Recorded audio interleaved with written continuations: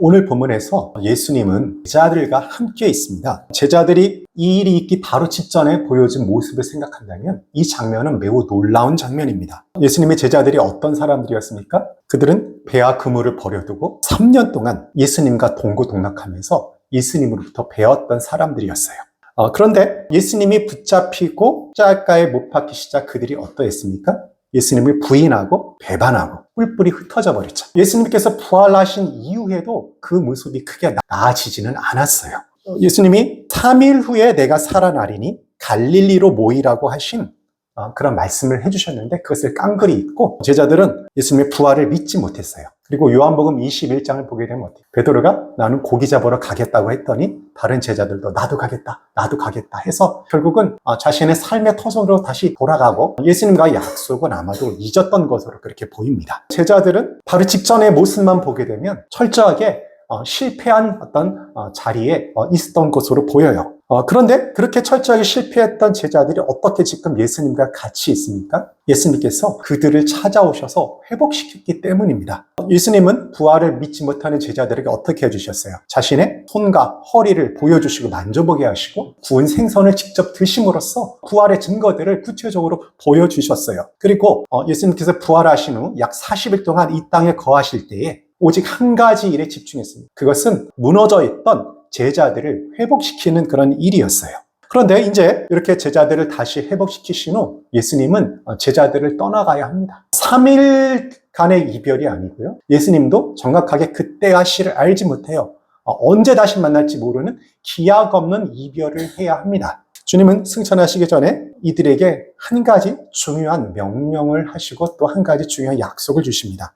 예루살렘을 떠나지 말고 아버지께서 약속하신 것을 기다리라. 예수님은 이전에도 동일한 명령과 약속을 주신 적이 있어요. 누가복음 24장 49절을 보게 되면요. 볼지어다 내가 내 아버지께서 약속하신 것을 너희에게 보내리니 너희는 위로부터 능력으로 입혀질 때까지 이 성에 머물라. 예루살렘 성에 머물라고 하면서요. 언제까지요? 위로부터 너희가 능력으로 입혀질 때까지 머물라고 그렇게 명령을 하셨습니다.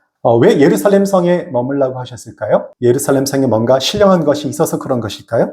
그렇지 않죠. 제자들이 이제 예수님을 증거하는 일을 본격적으로 행하기 전에 반드시 이루어져야 할 일이 한 가지 있었기 때문입니다. 그들은 지금 위로부터 능력으로 입혀져야 합니다. 아버지께서 약속하신 것 성령이 그들에게 임해야 해요. 그렇다면 왜 제자들이 성령으로 입혀져야 했을까요? 우리가 성령의 능력으로 입혀졌을 때 우리는 우리 스스로의 힘으로 할 수 없는 무언가를 할 수 있게 됩니다. 그 스스로 할 수 없는 그것이 무엇입니까? 바로 예수 그리스도의 증인이 되는 일이에요. 사도행전 1장 8절을 보면요. 성령이 너희에게 임하시면 너희가 권능을 받고 예루살렘과 온 유대와 사마리아 땅끝까지 이르러 내 증인이 되리라고 하셨죠. 예수님이 죽으신 후에 그리고 심지어는 부활하신 후에도 여전히 자신의 연약함과 한계에 빠져가지고 실패와 좌절의 자리에 앉아있던 제자들이 예수님의 증인이 되는 모습을 사실은 우리가 상상할 수가 없어요. 연약한 그들이 앞으로 닥쳐오게 될 그들의 안전과 심지어는 그들의 생명을 위협하게 될 환난과 가난과 고난을 그 속에서 어떻게 예수 그리스도의 증인으로 살 수 있겠습니까? 제자들이 가지고 있는 그 한계가 있는 유한한 자원으로부터는 그 일이 불가능했습니다.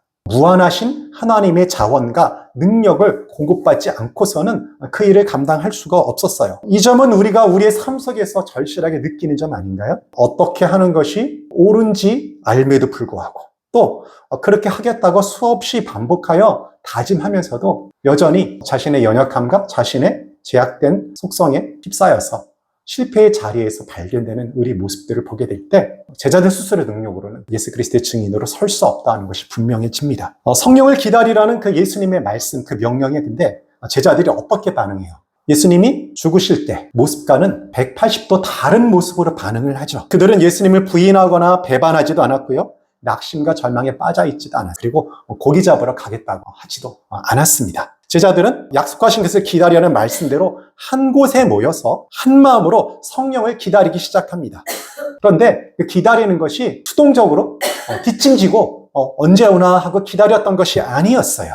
제자들은 성령을 기다리라는 말씀을 어떻게 이해를 했습니까? 마음을 다해 원하고 바라고 그리고 그것을 기도하라는 것으로 이해를 하였어요. 1장 12절부터 14절을 보십시오. 제자들이 감람원이라는 산으로부터 예루살렘에 돌아오니 이 산은 예루살렘에서 가까워 안식일에 가기 알맞은 길이라. 들어가 그들이 유하는 다락방으로 올라가니 베드로와 요한, 야고보와 안드레와 빌립, 도마와 바돌로메, 마테와 및 알페의 아들 야고보, 셀로린 시몬, 야고보의 아들 유다가 다 거기에 있어 여자들과 예수의 어머니 마리아와 예수의 아우들과 더불어 마음을 같이하여 오로지 기도에 힘쓰니라. 약속하신 성령을 기다리는 이들의 모습을 조금 더 세밀하게 한번 추적을 해보도록 하겠습니다. 이들의 모습은 크게 세 가지로 정리할 수가 있습니다. 첫째, 그들이 한 곳에 한 장소에 모였죠. 다 거기 있어 라고 되어 있어요. 그리고 어떻게 했습니까? 둘째, 마음을 같이 했습니다. 더불어 마음을 같이 하여. 그리고 세 번째로 한 것이 있습니다. 그들은 오직 기도에 힘썼어요.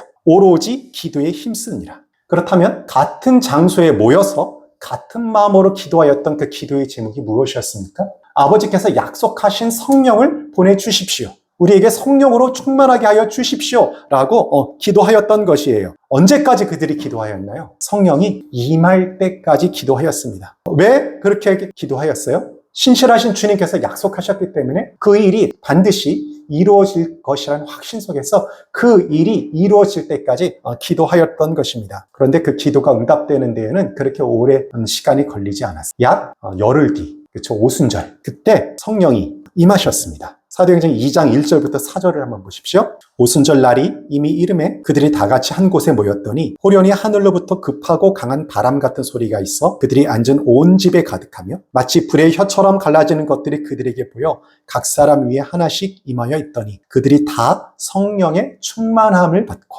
혹시 열흘 뒤가 아니었다고 한다면 그들은 성령이 임할 때까지 날마다 모여서 함께 기도하였을 것입니다. 약 열흘 뒤에 임한 성령으로 충만하여진 뒤에 어떤 일이 일어났습니까? 성령의 임하심과 더불어서 교회의 기틀이 갖추어지고 이제 교회는 고난과 가난과 환난을 두려워하지 않고 담대하게 예수 그리스도를 증거하는 일에 착수합니다. 그러므로 기도 가운데 성령이 임하였고 그 성령이 임하신 것이 교회의 기틀이 되었다고 한다면 기도는 교회를 든든히 세우는 뿌리임이 분명하다는 것을 우리가 알 수가 있습니다. 오늘날 우리 조국 교회가 연약하다고 한다면 여러 가지 이유가 있겠지만 그중에 가장 중요한 이유 중에 하나는 기도를 열심히 하지 않기 때문이라고 생각을 합니다. 제자들이 한자리에 모여 같은 마음으로 기도하는 그 모습이 상상이 되나요? 우리 믿는 사람들이 함께 모여 기도하는 그 모습이 얼마나 아름다운 모습인지요. 우리가 보기에도 좋은데 하나님 보시기에는 그 모습이 얼마나 좋을까요? 우리 가운데 좀 이런 모습이 좀 나타났으면 좋겠어요.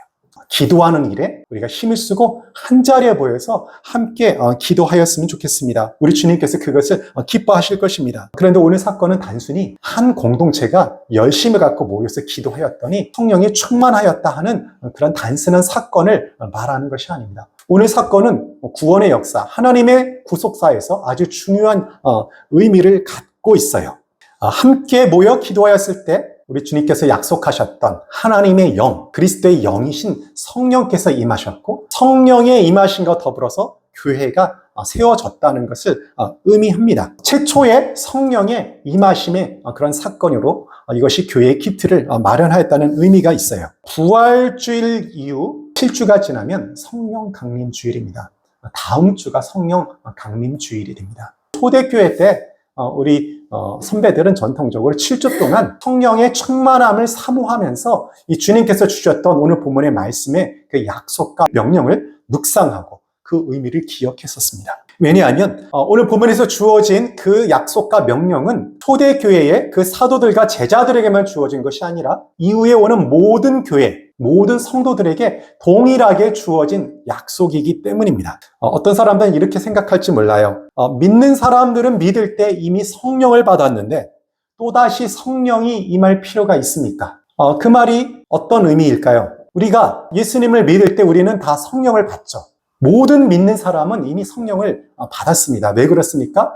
예수로 말미암지 않고는 누구든지 예수를 그리스도라, 주라 칭할 수 없기 때문입니다. 그러므로 내가 예수님을 주와 그리스도로 고백한다고 한다면 우리는 다 성령이 임하여 있는 존재예요. 그런데 이것을 뭐라 그러죠? 성령 세례를 받았다라고 그렇게 좀 이야기를 합니다. 그런데 우리가 성령이 임하였다 할지라도 우리는 계속적으로 성령이 임하여 성령으로 충만하여질 필요가 있습니다. 이 성령 세례와 성령 충만을 우리가 구분할 필요가 있어요. 성령의 충만을 받아야 우리가 제약된 이 세상 속에서 그리스도의 증인으로 설 수 있기 때문입니다. 우리 교회가 세워진 지 어느덧 4개월이 다 지나갑니다. 감사하게도 우리 공동체 안에 치유와 회복과 만남과 생명의 은혜를 허락하여 주셨어요. 개척교회에 나타나는 특별한 은혜인 줄 압니다. 그런데 하나님은 우리만 그 은혜를 누리라고 이 교회로 불러주신 것이 아닙니다. 우리 각자가 그리고 우리 교회 공동체가 우리의 삶의 현장에서, 가정에서, 직장에서, 그리고 이 지역사회에서 그리스도의 증인이 되라고 불러주신 것입니다. 그런데 우리가 구원을 받은 그런 사람들이지만 여전히 우리가 어때요? 우리 자아를 볼 때 고집스럽지 않습니까? 우리가 여전히 연약한 존재인데 그런 존재가 어떻게 거룩하신 그리스도의 증인으로 설 수가 있겠습니까? 아직도 혈기가 죽지 않아가지고 고삐 풀린 망아지 마냥 툭툭 그 혈기가 주체할 수 없이 튀어나올 때가 있는데 어떻게 우리의 모습을 통하여 우리의 삶을 통하여 우리가 그리스도의 증인이 될 수 있겠습니까? 우리에게는 그렇게 해야 한다는 것을 알면도 불구하고 그럴 만한 능력이 없어요. 오직 주님의 성령으로 우리가 충만함을 받아야만 우리가 주님의 말씀대로 순종하고 또 우리의 삶의 현장 속에서 그리스도의 증인으로 살아갈 수가 있습니다. 우리가 충만하여지는 일 이외에는, 성령으로 충만하여지는 일 이외에는 우리가 그리스도의 증인으로 설 수 있는 방법은 저는 없다고 그렇게 믿고 있습니다. 저는 이 말씀을 준비하면서 오늘 본문 이외에 또 한 장면이 떠올랐어요. 바로 마가복음 9장에서 예수님이 베드로와 야고보와 요한을 데리고 높은 한 산으로 올라가죠. 그것이 무엇입니까? 변화산이에요. 그 변화산에서 예수님께서 영광스러운 몸으로 변하는 모습을 보여주십니다. 완전히 다른 세상, 완전히 상상하지 못했던 세상을 이 세 제자들이 경험을 하였어요. 그리고 그들이 산에서 내려올 때 어떤 일이 일어났습니까? 함께 올라가지 못한 제자들이 사람들과 웅성웅성 변론을 벌이고 있었어요. 그때 한 남자가 예수님께 와서 이렇게 말했습니다. 선생님, 제 아들이 말을 못하게 하는 귀신이 들려가지고 선생님의 제자들에게 그것을 쫓아내달라고 했는데 그들이 그것을 쫓아내지 못했습니다. 예수님께서 그 상황을 보시고 그 아이로부터 귀신을 쫓아냅니다. 제자들은 얼마 전 예수님께서 보내심으로 곳곳에 가서 귀신을 쫓아내고 능력을 행했던 경험이 있었어요. 그런데 지금 자신의 삶 속에서 이 말 못하게 하는 귀신을 쫓는 일에 실패하였던 것이죠. 그래서 그들이 궁금했습니다. 예수님, 어떻게 우리는 그 일을 능히 행하지 못하였습니까? 그럴 때 예수님께서 뭐라고 대답을 하셨습니까? 기도 이외에는 이와 같은 유가 나아갈 수 없느니라. 어떤 것은 기도하지 않아도 될 수 있는 일이 있다는 거예요. 그런데 어떤 일은 기도하지 않고서는 결코 그 일이 이루어질 수 없다라고 말을 하고 있는 것입니다. 저는 이 말씀이 연약하고 여전히 자신의 본성이 살아있는 우리가 어떻게 하나님의 말씀에 순종하고 어떻게 자신의 삶의 현장에서 예수 그리스도의 증인으로 설 수 있는가에 대한 말씀으로 우리에게 동일하게 말씀하신다고 생각을 해요. 기도 이외에는 우리가 하나님의 말씀에 순종할 수 없고 기도 이외에는 우리가 우리의 삶의 현장에서 그리스도의 증인으로 설 수 없다는 것입니다. 그러므로 우리 각자가 그리스도의 증인으로 서기 위해서 그리고 우리 더 모자이크 교회가 그리스도의 증인이 되는 공동체로 서기 위해서는 우리가 더욱더 기도함으로 성령으로 충만하여지는 일이 무엇보다도 필요합니다. 제가 이 말을 했다고 오해는 하지 마시기 바랍니다. 말씀의 중요성에 대해서 우리가 충분히 나누었고요. 말씀과 기도가 바로 성령으로 충만하여지는 두 가지 방편이고 통로인 것을 우리가 함께 나누었습니다. 그러나 우리에게 지금 부족한 한 가지를 나누는 거예요. 말씀에 대한 사모함들을 갖고 우리가 말씀을 공부하고 또 묵상하고 있죠. 그러나 오히려 우리가 한 가지 부족한 일이 있다고 한다면 그것은 함께 모여 기도하는 일일 것입니다. 그렇다면 우리는 구체적으로 어떻게 기도를 통해 성령으로 충만해질지 오늘 본문을 통해서 좀 몇 가지 생각을 해보도록 하겠습니다. 저는 두 가지 적용점을 생각해 봤는데 첫째는 무엇보다 성령 충만하기를 사모하며 기도해야 한다고 생각을 합니다. 당위성을 가지고 성령 충만했으면 좋겠어요 라는 정도의 그냥 단순한 바람이라고 한다면 우리가 간절하게 기도하기가 저는 힘들다고 생각을 합니다. 자신의 모습 속에서 하나님의 기대와는 너무 거리가 먼 모습 때문에 그것이 마음이 아프고 그것이 고민이 되고 그것을 해결하기 위해서 내가 주님의 성령으로 충만하여 절실하게 우리가 사모하지 않는 한은 우리가 기도의 자리에 나오기가 힘듭니다. 여러분, 바쁜 생활 가운데 어떻게 기도 자리에 우선순위권을 둘 수가 있어요? 우리가 함께 모여 기도하는 자리에 우선권을 두기 위해서는 내가 기도해야 하는구나 라는 것을 절실히 깨닫고 느껴야만 사실은 그 일이 가능하다고 생각을 합니다. 둘째, 우리는 한 자리에 모여서 기도해야 합니다. 물론 우리가 각자의 처소에서 기도해야 해요. 그러나 제자들이 한 마음으로 한 장소에서 모여서 기도하였듯이 우리도 같은 마음으로 한 장소에서 모여 기도하는 일이 필요합니다. 왜 그렇습니까? 충분히 훈련되기 전까지는 우리가 혼자서 기도하는 것이 많이 힘이 들기 때문입니다. 우리 제자반에서 좀 숙제를 하고 있고 우리가 훈련을 받고 있잖아요. 각자의 삶의 현장 속에서 정해진 시간에 우리가 기도하고 말씀을 보는데 어때요? 5분 하기도 이게 만만치가 않은 일이라는 걸 알 수가 있습니다. 그렇기 때문에 우리가 함께 모일 필요가 있어요. 함께 모일 때 주님께서 주시는 특별한 은혜가 있습니다. 우리가 기도의 자리에 더 담대하게 나아갈 수가 있습니다. 더 오랜 시간 동안 우리가 더 자기 자신의 어떤 자의식을 느끼지 않고 하나님 앞에 더 부르짖을 수가 있어요.